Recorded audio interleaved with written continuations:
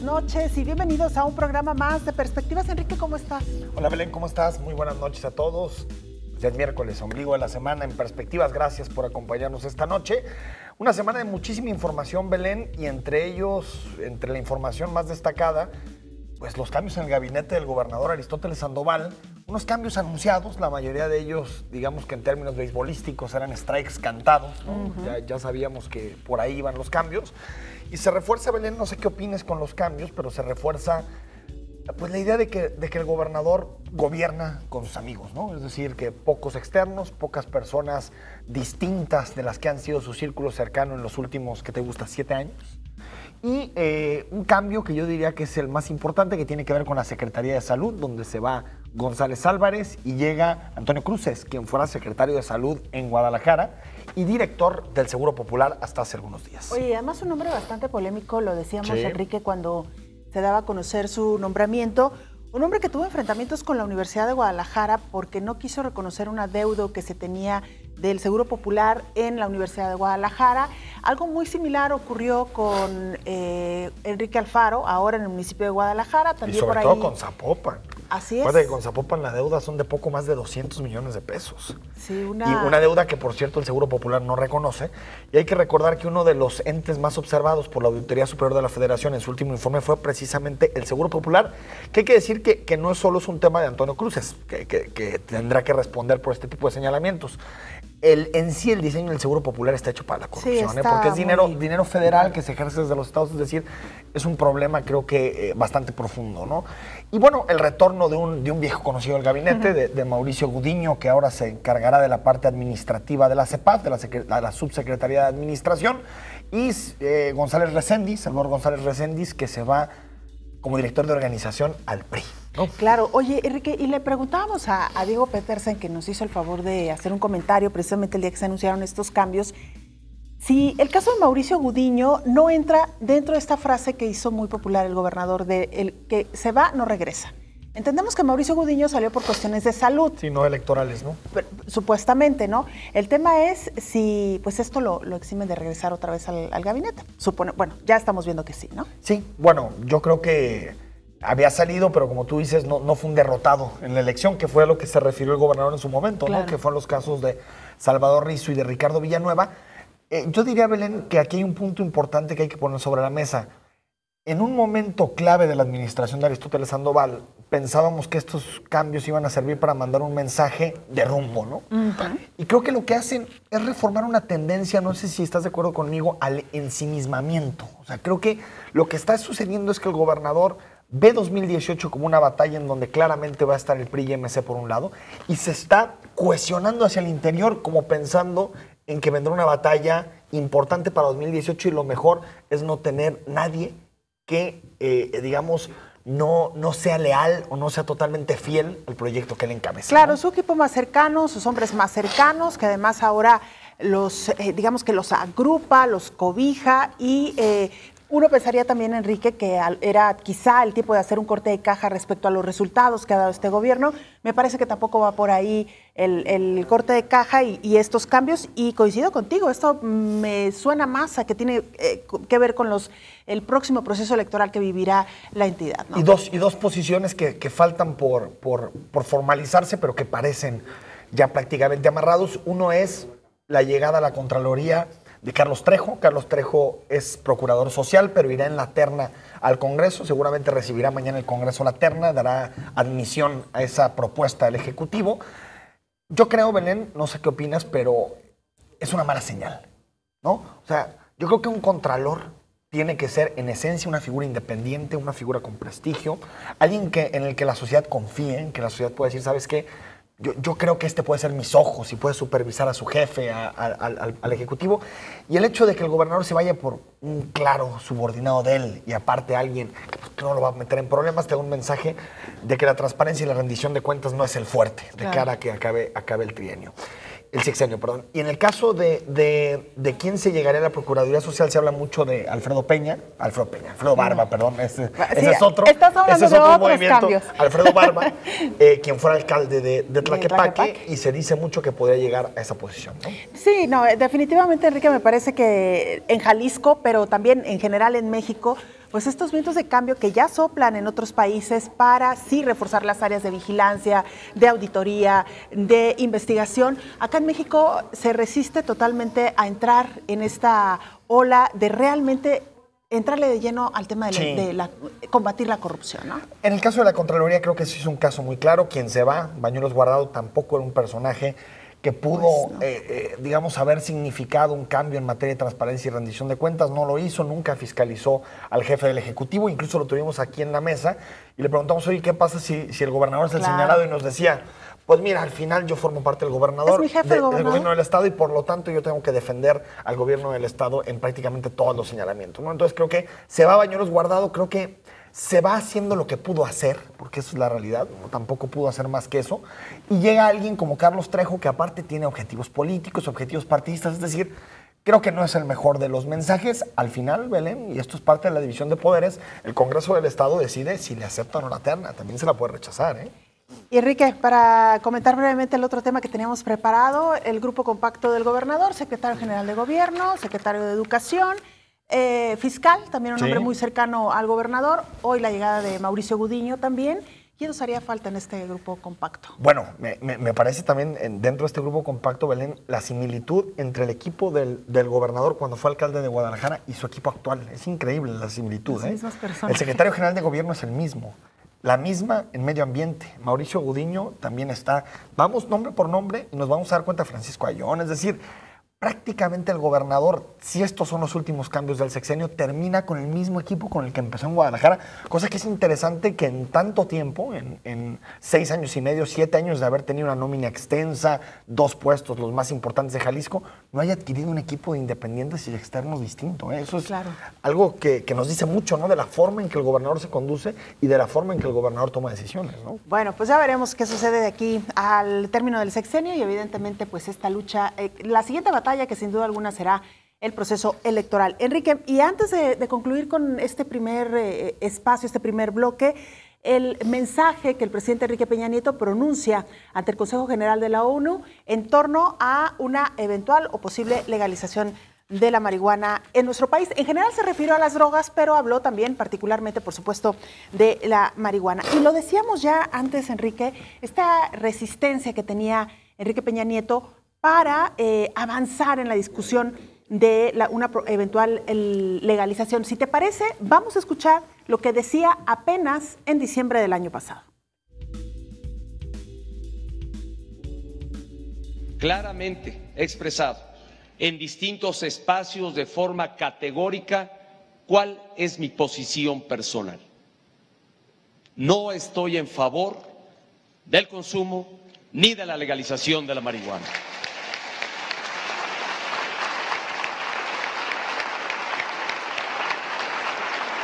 Y no lo estoy porque se ha acreditado, se ha evidenciado que el consumo de esta sustancia es nociva, es dañina para el desarrollo de la juventud y de la niñez, para el desarrollo de sus capacidades psíquicas, físicas. En pocas palabras, hace daño a la salud de la juventud. Sin embargo, también estoy en favor del debate para que expertos, especialistas en la materia puedan darnos mayores luces hacia dónde debemos transitar.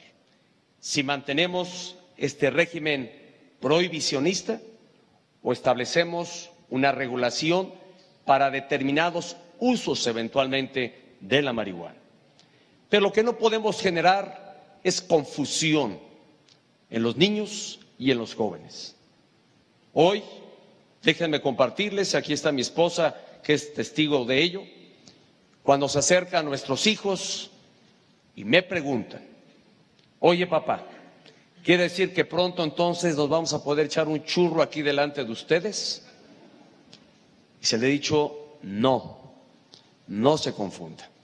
Se abre un debate y les he expresado mi posición categórica de estar en contra de la legalización de la marihuana. Bueno, este discurso que pronunciaba apenas en diciembre del año pasado no es que haya variado tanto su postura, Enrique, me parece solamente que ha sido un poco más claro luego de esta consulta nacional que se hizo en torno al tema, ¿no? A ver, yo creo que la consulta nacional le importó poco. No creo que eso lo haya hecho cambiar su posición. Yo más bien creo que está viendo que hay una ola internacional, nacional, que las encuestas están cambiando mucho. Es decir, la última que me tocó ver de la encuestadora Parametría, pues prácticamente ha subido en 15% los que apoyan la legalización con fines recreativos, y hay una mayoría a nivel nacional con fines terapéuticos. Yo creo que Peña Nieto está consciente de que la opinión pública está cambiando mucho entre más recibe información. Ahora, lo de ayer, casi todos los medios se fueron. A mí me tocó escuchar el discurso que dio el presidente de poco más de 20 minutos. La mayoría se fue por el tema de marihuana medicinal, ¿no? Es decir, del uso terapéutico. Sin embargo, fue categórico, y es la primera vez que un presidente es así de categórico en funciones, porque Fox ha sido categórico después de haber estado en Los Pinos. Categórico, de verdad, señalando y diciendo los males que le ha generado el prohibicionismo en un país como México. Es decir, yo ya veo que el presidente se mueve a estar del lado de los presidentes latinoamericanos, presidentes a nivel mundial, que están en contra de la política prohibicionista que lleva reinando en materia de política de drogas desde la década de los 70. Es decir, yo ya veo al presidente que se está moviendo en esa dirección. Ahora, como siempre, como cualquier debate y un partido tan complejo como el PRI, por supuesto que no es que mañana el presidente estará impulsando esto, pero por lo menos no será una oposición para que haya una iniciativa real en el Congreso. Así es. Bueno, y nada más mencionar que lo que está pidiendo, entre otras cosas, o lo que está proponiendo, entre otras cosas, Enrique Peña Nieto, es esto, el uso terapéutico de la marihuana en nuestro país, pero además también elevar la cantidad de marihuana que puede ser considerada para uso personal, con el fin, y esto también fue muy enfático, de no criminalizar a los consumidores. Ahí está la condena al prohibicionismo, ¿no? Ocurriendo en los últimos años. Vamos a la pausa, Enrique, ya están aquí nuestros invitados.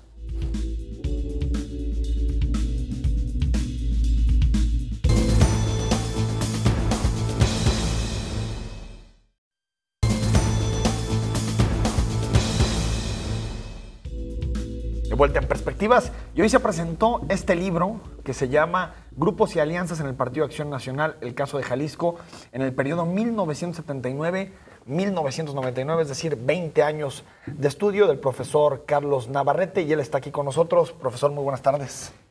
Muy buenas tardes, muchas gracias, Belén. Enrique, es un placer y un gusto estar por aquí. Muchas gracias por la invitación. Eres profesor del Centro Universitario de Tonalá, ¿no? Soy profesor investigador en el Centro Universitario de Tonalá y colaboro en Ciencias Sociales. Muy bien. Platícanos un poquito del libro. Pues mira, bueno, el libro fue presentado el día de hoy en el marco del Instituto Electoral y de Participación Ciudadana, con un politólogo prestigiado. Yo en su momento dije fundador de la ciencia política en Jalisco, que es Javier Hurtado, y por el presidente del Comité Directivo Estatal del partido, Miguel Ángel Martínez, que por lo demás es un actor central dentro del libro, no solo por sus acciones políticas en la trayectoria, en la historia, en el proceso del partido, sino además porque con él tuve varias entrevistas, y esto, a mi entender, pues a él le daba elementos especiales además para hacer el comentario del libro. El libro viene de un proceso muy largo de investigación. Prácticamente yo te podría decir que inicié la reflexión sobre los partidos políticos en la teoría a principios del presente siglo. Estoy hablando del 2001 además. Y esa inquietud teórica de reflexionar a los partidos, de vincularla con la democracia, me lleva a estudiar al Partido Acción Nacional. Digamos que ese es el inicio de una investigación que realmente duró por lo menos 8 años. 8 años. Sí. Carlos, me llamó mucho la atención el periodo que tú elegiste para investigar, para analizar. ¿Por qué ese periodo en particular? Y digamos, ¿qué fue lo que te llamó la atención de este tramo? Bueno, ¿sabes? Ocurre que hay una obra previa a esta que se llama Identidad Panista, en donde trato de presentar todo, desde el nacimiento del partido hasta que es publicado en 2009, digamos, cubre hasta el 2008 aproximadamente, 2007, y fue la exploración, porque no existen estudios. Bueno, los partidos políticos en general no son estudiados en México, son escasamente estudiados, y qué decir a nivel local. Claro. Somos 2 o 3 o 4, somos muy pocos investigadores a nivel nacional que estudiamos partidos políticos locales.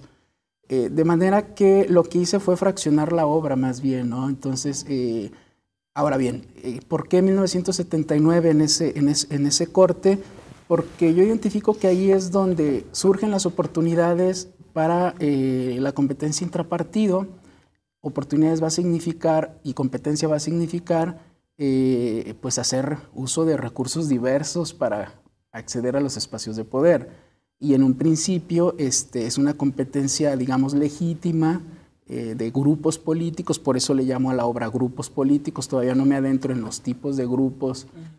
Y entonces 1979 está ligado desde luego a reformas constitucionales y electorales del 76-77, al inicio de la representación proporcional a nivel nacional y de municipios, posteriormente vendría la representación proporcional para diputados locales, y digamos que es el inicio además de la década de los 80s, que es una década donde ya va a estar muy presente y muy clara la participación de lo que le llamaron neopanismo, que tiene que ver mucho con un sector muy pujante empresarial, con muchos recursos técnicos y económicos, desde luego, y que va a ser finalmente, va a haber una conjunción entre una formación de una identidad de un partido que hacia la sociedad es bien recibida y una capacidad de operación técnica y económica que se van a conjugar en ese momento, y es lo que va a detonar que hacia finales de los 80s el partido acceda a una cantidad significativa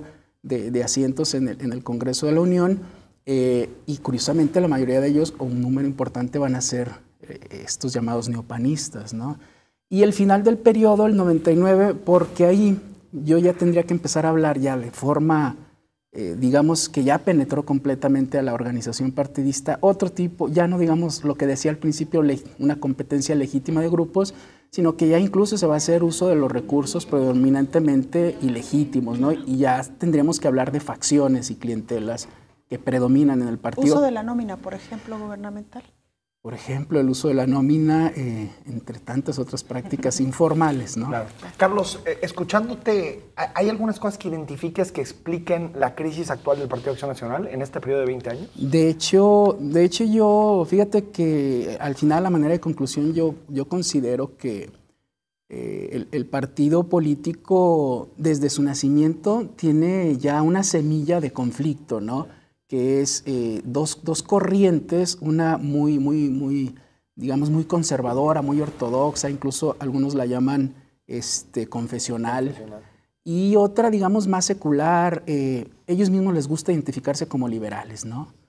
Y esta semilla que está presente va a generar conflictos, en algunos momentos crisis serias en el partido. Digamos que ese es el primer elemento de la pérdida de aprecio o de afecto ciudadano, ¿no? Por esa institución. Pero digamos que ese a la vez es como un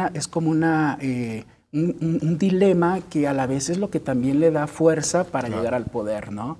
Entonces la semilla va tanto para su ascenso al poder como para su decadencia, ¿no? Porque es algo que no resuelven organizacionalmente. Entonces esa es una parte. Y la otra parte va a ser, digamos, pues podríamos plantearlo en términos ideológicos, y la otra va a ser el propio proceso de transformación del sistema político mexicano, el reformismo, la decadencia del Partido Revolucionario Institucional y el agotamiento, digamos, del sistema regido por el partido, por gobiernos del Partido Revolucionario Institucional, y todo eso va a llevar también a un desencanto del empresariado que se va a conducir hacia el Partido Acción Nacional, y nuevamente llegamos a este punto de algo que crea tensiones en Acción Nacional, pero esas tensiones son nutridas por los espacios del poder a los que acceden, pero el poder es como en la economía, como los dineros, es limitado, ¿no? Es un recurso escaso y limitado, y entonces para repartírselo pues van a luchar por él. Y cuando empieza la lucha, cuando llegan más agentes a luchar por el poder, es cuando van a empezar a emerger los conflictos, porque es una organización que no se preparó para ese momento. Claro. Oye, Carlos, se habla o se dice que la corrupción está en el ADN del Partido Revolucionario Institucional, y además tú que has estudiado los partidos seguro lo tendrás más claro. ¿Será que la traición está en el ADN del Partido Acción Nacional? Ahora que estamos hablando de los grupos de alianzas. Yo no lo veo así, como en el ADN, ¿no? En su origen, si tú revisas los primeros 40 años de vida del partido, no vas a observar eso que me estás diciendo como para decir está en el ADN. Más bien son las otras cuestiones que yo te planteaba. La cuestión de la traición, de la falta de lealtad o del malentendido de la lealtad, porque además se lucra con el discurso de la lealtad, tiene que ver más por esta disputa, por los espacios del poder, pero es una disputa que responde a principios personalistas, es decir, de beneficios de los individuos, de los sujetos, lo cual justifica cualquier tipo de acción que se puede englobar con la palabra corrupción, ¿no? Claro. Y el abandono de esos elementos originarios que son los que ellos tanto manejan en el discurso, pero que en la práctica no se ven por ningún lado, que están en sus principios de doctrina y que tienen que ver con el bien común, ¿no? Que se puede resumir con tanta precisión, ¿no? Bien común, pero que a la hora de la práctica no se observa, digamos que no hay un mensaje coherente de este partido donde pueda sostenerse que en esencia están buscando el bien común. Claro. Sí, de pronto es un concepto medio difuso, ¿no? El de bien común, ¿no? Es difuso, sin duda, y además lo manejan muy para intereses particularistas, ¿no? Carlos, ¿en qué estás trabajando? Tú decías, esta es una obra, digamos que continuada, ¿no? ¿En qué estás trabajando? ¿Sigues analizando Partido Acción Nacional ya, digamos, en su etapa actual? ¿Estás indagando con otros partidos? ¿En qué andas? Cuéntanos. Pues mira, me acomodas una pregunta muy a modo, me agrada mucho, porque justo a lo que me llevó este libro, bueno, esta investigación, fue a identificar qué otros fenómenos sociales se explicaban por estas lógicas de la informalidad, porque aquí una parte central es que yo propongo que hay que estudiar a la organización al interior con una teoría de las instituciones informales. Pero fíjate que eso me llevó a entender que el tema de la gobernanza de la ciudad, la gobernanza en cualquier dimensión, pero en especial de la ciudad, encuentra muchas explicaciones en esta misma dinámica de lo informal, ¿no? Es decir, las redes que se tejen de gobernanza entre diversos actores tienen que ver mucho también con la institucionalización de prácticas informales. De tal manera que hoy día estoy estudiando la gobernanza metropolitana, por resumirlo en un concepto muy fácil de expresar. Pues ya te invitaremos para que nos cuentes precisamente de esto. Muchísimas gracias, Carlos. Muchas felicidades por esta obra. Al contrario, muy amable. Hacemos una pausa, Enrique. Regresamos. Vamos.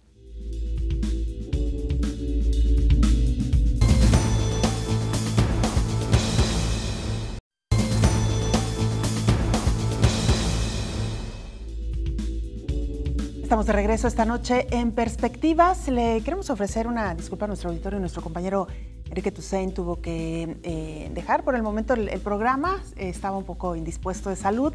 Él está bien, afortunadamente, pero sí, pues era necesario que se fuera a descansar un poquito. Así que seguramente el viernes estará de nueva cuenta Enrique con nosotros, a quien por supuesto le enviamos un abrazo y ojalá que se recupere muy pronto. Y bueno, entramos al tema central esta noche de Perspectivas. Antes le queremos invitar para que participe con nosotros a través de nuestras cuentas institucionales. Un tema que de cualquier manera resulta polémico, a favor, en contra, y nos referimos a la vialidad o a la movilidad no motorizada y, si queremos ser más específicos, el uso de la bicicleta en nuestra zona metropolitana de Guadalajara y, bueno, en otras partes del estado.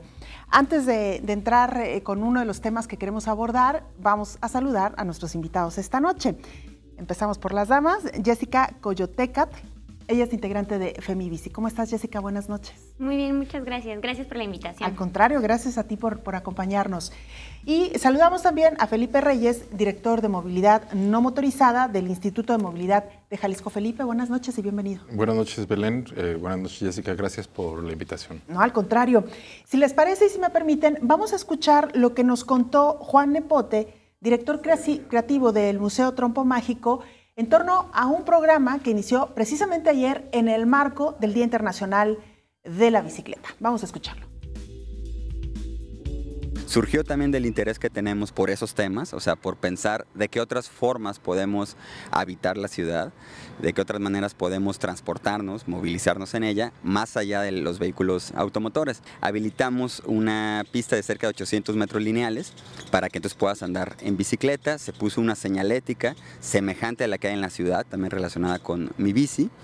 Y bueno, vienen acá los niños y tenemos un taller de cerca de 1 hora de duración en la que se les explican temas históricos con la bicicleta, temas también de ciencia para que sea una experiencia de aprendizaje y también una parte muy importante, mostrarles elementos de cultura vial, que eso trabajamos muy de cerca con la gente del programa de Mi Bici. Bicipista, Felipe, cuéntanos de qué se trata. Mira, lo que se hizo hoy en el Museo del Trompo Mágico es una vía ciclista de tipo educativo, en donde se pretende que los niños, una generación que seguramente estará utilizando las habilidades de la ciudad en los próximos años, tengan desde muy temprana edad interacción con la señalética que estamos implementando en la ciudad, que entiendan cómo funciona un carril de preferencia ciclista, para qué es una caja bici, cuáles son como los primeros pasos para empezar a poder desplazar, la posibilidad de desplazarse. Sabemos que algunos serán ciclistas en el futuro, algunos no, pero incluso como quienes sean automovilistas habituales, es importante que conozcan toda la reglamentación y toda la normativa para circular en bicicleta en la ciudad y que nos estemos acostumbrando como ciudadanía en su conjunto a irnos respetando unos a otros en el momento que usamos las calles. Importantísimo empezar esta educación desde las edades más tempranas. Es ahí donde se aprende todavía más, ¿no? Sí, y el Museo del Trompo Mágico tiene una inmensa cantidad de visitantes de niños, la mayoría de las escuelas del área metropolitana, en donde podamos tener un alcance bastante amplio. Felipe, ¿tiene planeado llevar este proyecto a otros centros culturales, otros centros educativos? En este momento no, pero no sería descabellado que lo hiciéramos el próximo año. Yo quisiera ir incluso un poquito más allá. ¿Qué tal una alianza con la Secretaría de Educación Pública? Pudiera funcionar. Por ahora, nada en ese sentido. ¿Hay alguna plática? Alguna vez se mencionó con Paco Ayón, pero nada en concreto. Ya llegaremos ahí. Bueno, pues ahí está esta opción en Trompo Mágico. Si ustedes han ido a este recinto, si lleva por ahí a los niños, que conozca que hay también ya esta nueva opción, no solamente de entretenimiento, sino también de aprender sobre movilidad no motorizada. Claro. Bueno, vamos a entrar a nuestro tema central que hoy nos ocupa. Estamos cumpliendo poquito más de 2 años de que se instalara el primer puerto del programa que conocemos acá en Jalisco como Bici Pública o Mi Bici. Y yo quisiera preguntarte, Jessica, como integrante de uno de los colectivos más activos en torno a este tema, incluso mucho antes de que surgiera este programa, ¿qué evaluación haces tú de lo que hasta ahora se ha hecho en nuestra ciudad? Bueno, reconocemos Femibici y pues es un diálogo como permanente con otros colectivos que ha habido como muchos avances, principalmente en la idea de colocarlo en la agenda pública, ¿no? Es un problema que ya se reconoce y creemos que eso es un avance importante.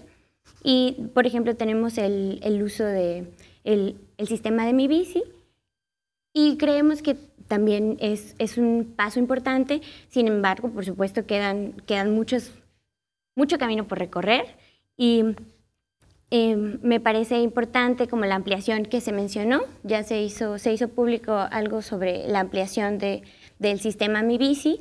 Entonces sí sería importante que las nuevas planeaciones, las nuevas estaciones estuvieran centradas ya hacia otros sectores de la ciudad, ¿no? Sí, hemos hablado mucho de que está muy concentrado el actuar de Mi Bici y también como la apertura, digamos, como a otros sectores de la población.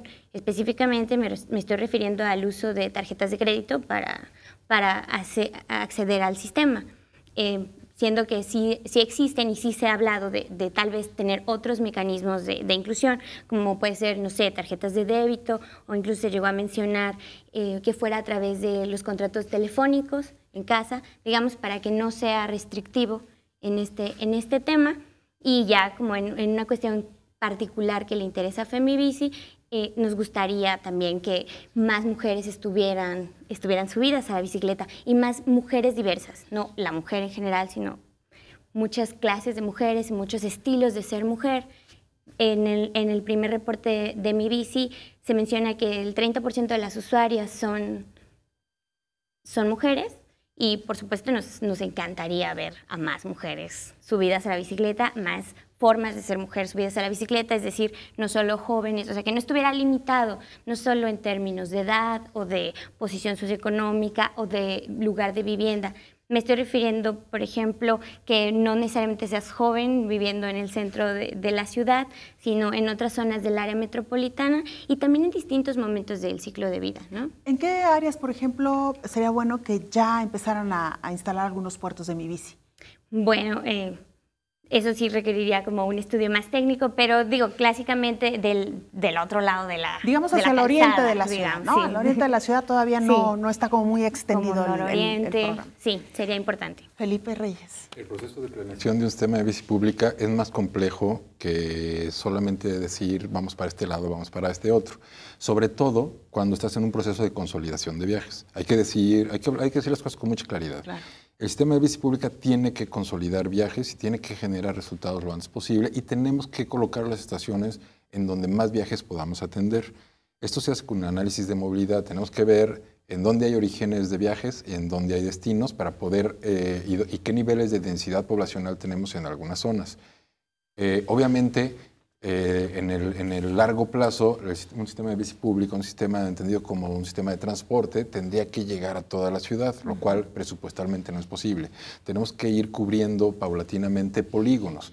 También está esta idea de la gente de que de repente quieren una estación en algún lugar alejado del resto de los polígonos. El sistema de bici pública no funciona por estaciones solas. Siempre el sistema va cubriendo zonas. Esas zonas van generando una red que te permite como usuario estar a 150 metros de una estación, poder disponer de una bicicleta pública, tomarla y desplazarte hacia otro lado. En ese análisis, la segunda etapa que estamos arrancando, de la que ya tenemos por ahí 25 estaciones en obra, seguramente antes de agosto estaremos ya con todas las estaciones nuevas funcionando, que hay que decir, la primera etapa fueron 116 estaciones que se instalaron. Por cierto, te quería corregir, son estaciones de bicicleta pública. No son puertos. Un ciclopuerto es un lugar donde estacionas una bici privada. Okay. Las estaciones de bici pública que tienen conectividad, que tienen su panel fotovoltaico, que funcionan de manera autónoma, son estaciones de bicicleta pública. Instalamos 116 en la primera etapa y vamos a instalar 120 en esta segunda etapa. Es un poco más que duplicar el sistema. El polígono va a cubrir al norte del polígono central de Guadalajara, vamos a llegar hasta Plan de San Luis, con López Mateos, y la última estación del lado oriente va a llegar hasta la Normal, pasando a la Normal, ahí en la calle de Magisterio, es la más en ese polígono. Luego vamos a cubrir el área de la Minerva, Arcos y Minerva, que es el lado poniente del polígono actual, donde vamos a llegar hasta a continuar el límite con López Mateos. Luego Arcos nos va a conectar a la zona de Chapalita, en donde vamos a llevar bici pública hasta la Glorieta Chapalita, a las cercanías de la Gran Plaza, a las cercanías de la Expo Guadalajara, a las cercanías de Plaza del Sol. Vamos a quedar como a 3 cuadras de Plaza del Sol y 3 cuadras, más o menos cerca de los lugares que te dije que son grandes atractores de viajes. Y del lado oriente vamos a generar el corredor a lo largo de Marcelino García Barragán, que nos va a conectar con el centro de Tlaquepaque. Esto es el resultado de un análisis de hacia dónde va la gente. Evidentemente, mucha gente dice, no, pues es que tienes que cubrir muchas más zonas. Eso nadie lo discute, pero para eso necesitamos una carga presupuestal mucho mayor. Ya se analiza por dónde podría venir la tercera etapa e incluso se analizan varias alternativas. Una podría ser conectar el polígono de Zapopan a lo largo del corredor Ávila Camacho, tratar de llevarla más al oriente, a zonas donde hay una densidad poblacional atractiva, pero tenemos que entender que año con año tenemos que ir generando avances y cubriendo las zonas. Al respecto de lo que decía Jessica, el tema de la mujer, si tú analizas, la bicicleta pública ofrece o genera esta impresión de que es más seguro, los polígonos van generando más viajes ciclistas y empieza a convertirse en más habitual el movimiento en bicicleta y eso hace que la gente se sienta más segura. Si tú ves el total de viajes que se hacen en bicicleta en la ciudad, te das cuenta que solamente el 11% de los viajes son hechos por mujeres. En el caso del sistema de bici pública, aunque es un porcentaje mínimo de los viajes totales, pero en los viajes de bici pública estamos actualmente haciendo el 29% de los viajes de mujeres. Es decir, hay una percepción de seguridad que estimula que más mujeres utilicen el sistema. Obviamente quisiéramos tener más, pero en este momento ya triplicamos con los viajes de Mi Bici la cantidad de mujeres que lo utilizan en relación al total de viajes bici en toda la metrópoli. Y ahorita vamos a entrar un poco de lleno al tema de las mujeres porque no nos queda muy claro si tiene que ver solo con la seguridad física o tiene que ver con otros factores que ya nos contarás, Jessica, pero quisiera nada más redondear estas cifras contigo, Felipe. Son 120 estaciones en esta segunda etapa que estarán listas ¿cuándo? Vamos a empezar, estas no las vamos a poner las 120 y luego inaugurar 120. Okay. Como ya tenemos un sistema funcionando, vamos a colocar quizá las primeras 25, que ya estamos en el proceso de ensamblaje. Eso podría estar en las próximas 2 semanas. Y a partir de ahí vamos a empezar a generar crecimiento de 10 estaciones por semana, que estaremos anunciando cada semana. Esta semana ya se incorporaron estas otras estaciones, esta otra semana ya se incorporaron otras estaciones, en la medida que podamos estar sacando los equipos que ya tenemos en bodega aquí en Guadalajara y están en un proceso de ensamblaje y de cuidado de la operación. No vamos a poner a funcionar ni una sola estación que no esté ya funcionando en estado óptimo, ¿no? ¿Han tenido que remover algunas que no han funcionado? Hemos tenido, en todos los sistemas de luz pública del mundo hay un proceso que se llama calibración, que cuando tú las pones, tú haces tu análisis y dices, en esta estación hay tantos viajes, hay tantos atractores alrededor, hay tanta población que habita y hay tantos usuarios que la pueden usar, y tú la estimas con 4 placas para que tenga determinada cantidad de bicicletas y determinada cantidad de puertos que puedan recibir bicicletas. Y en el proceso de operación, los datos pueden variar, porque entonces ya tienes la realidad de cuántos viajes están generándose en esa estación. Entonces, ese proceso de calibración lo que hace es que si tienes 4 o 5 placas en una estación y tienes pocos viajes allí, puedes quitar una placa y llevártela a otro lugar en donde lo necesitas. Y en placas, en lugares en donde pusimos estaciones de 3 placas, que tienen muchos viajes o mucha demanda y que están generando problemas con la operación, que hay que estarles llevando bicicletas constantemente o sacando bicicletas constantemente, ahí conviene aumentar una placa o 2 placas. Ese proceso se llama proceso de calibración y es un proceso natural en todos los sistemas de luz pública del mundo. Y habrá otros en los que supongo habrán retirado también placas. Bueno, de hecho, si retiramos de un lado, la ponemos en el otro. No es que compren adicionales Pero no es que hayamos movido. Ha habido por ahí un par de movimientos de estaciones por cuestiones específicas. En un caso, un señor la pusimos afuera de un terreno baldío en donde se le otorgó una licencia de construcción para una casa, en donde la estación estaba en donde tendría que estar la cochera, de acuerdo al permiso que se le dio. Entonces ahí la ley te indica que en el espacio público le tienes que dar el paso a su cochera y movimos la estación a la vuelta. Pero son casos específicos, ¿no? Claro. Pero sin, o sea, nada fuera de proporción, pues. Claro. Bueno, vamos a nuestra tercera pausa ya y le recordamos las formas de hacer contacto. Estamos recibiendo ya algunos comentarios, queremos recibir más. @Canal 44 TV y por supuesto las cuentas personales tanto de una servidora como de Enrique, que también ya nos hará llegar los comentarios. Una pausa, volvemos con más.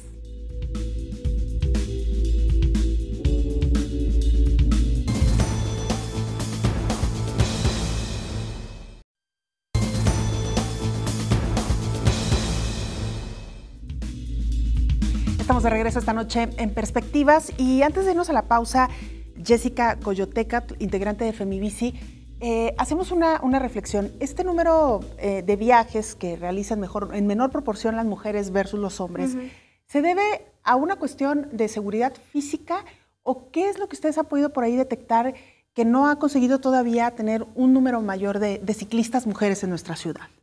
Bueno, me parece claro, nos parece claro en Femibici que sí hay una falta como de estructura, ¿no? O sea, de infraestructura para que las mujeres se puedan animar a hacer estos viajes. Estoy hablando que no solo es el sistema Mi Bici, sino también hay un plan de ciclovías que, bueno, sabíamos que debía haber existe un plan maestro de la movilidad donde sí había un plan donde hay una enorme red de ciclovías que no se han concretado, y entonces esto significa que no puedes salir de tu casa, digamos, con un destino fijo y estar segura de que va a haber camino suficiente. Yo soy usuaria de bici, por supuesto, entonces a mí sí me pasa que hay que tener cuidado al planear la ruta, por dónde voy a pasar, qué calles son menos peligrosas, donde sí hay ciclovía, porque, bueno, hay un tema todo de cultura vial, de señalética, o sea, sí es un tema importante, y me parece que hay también el acoso en las calles es un tema muy fuerte. Aprovecho para hacer el comercial para invitar a la marcha del 24, este domingo a las 10 de la mañana. Sí, es la marcha de Vivas Nos Queremos y está muy relacionado por nuestra seguridad en la calle, nuestro derecho a la ciudad.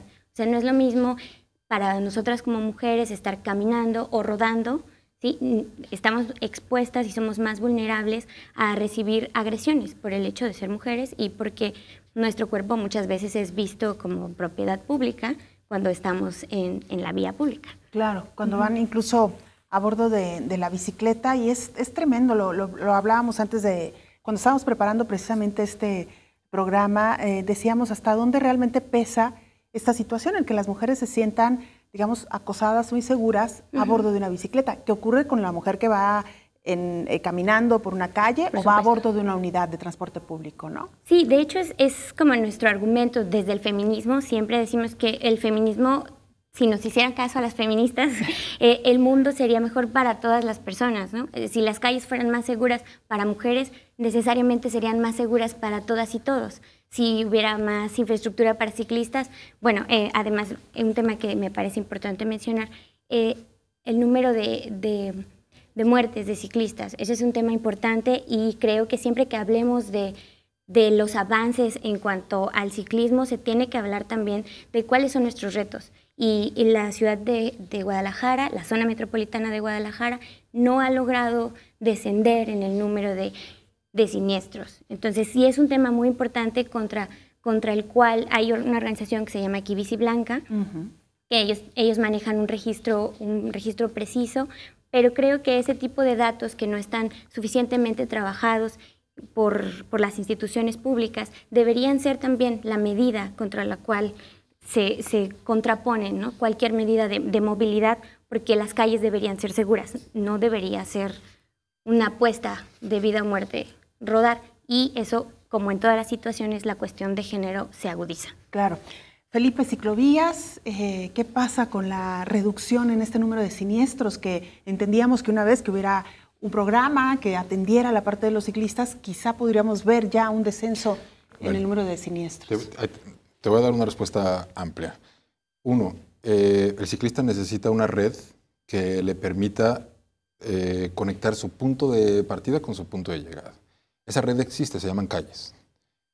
Eso de entrada, digamos. Sí, porque también tenemos esta creencia errónea de que las calles son para que circulen automóviles. El ciclista tiene el derecho a circular en las calles. Lo que tenemos que hacer es agudizar nuestras leyes para garantizar el respeto que tenemos que dar al ciclista y generar programas de educación vial, que estamos trabajando en eso. Ahora, los programas de educación vial no resuelven mágicamente. El gobierno puede realizar programas de educación vial, como es el caso de lo que está haciendo en el museo, pero tiene que haber un proceso de transformación cultural del entorno, que eso no se hace con una varita mágica, para generar el respeto entre un ciudadano y otro. Hay muchísimas teorías de cómo llegar a esto. Una cosa que brinda mucha seguridad en la calle es la presencia de ciclistas. De todos los elementos, a ver, si generas infraestructuras y convence a todo el mundo que use equipo de seguridad, si generas toda una serie de programas, sistemas de bici pública, infraestructuras, ciclovías segregadas, etcétera, de todos los factores, el que ha demostrado generar mayor seguridad en el tránsito de ciclistas es la presencia de ciclistas en las calles. Entonces, ¿qué es lo que tenemos que hacer? Tenemos que convencer a la gente de que decida moverse en bicicleta. Es mucho más seguro que anden 4 o 5 ciclistas en un carril, al centro del carril, que es donde se debe de circular, en donde el automóvil ve con claridad en dónde está el ciclista, y el automóvil está obligado a tener la paciencia de decir, tengo que reducir la velocidad, respetar al ciclista y no rebasarlo hasta donde encuentre un punto en donde pueda rebasarlo dejando más de 1,5 metros de distancia.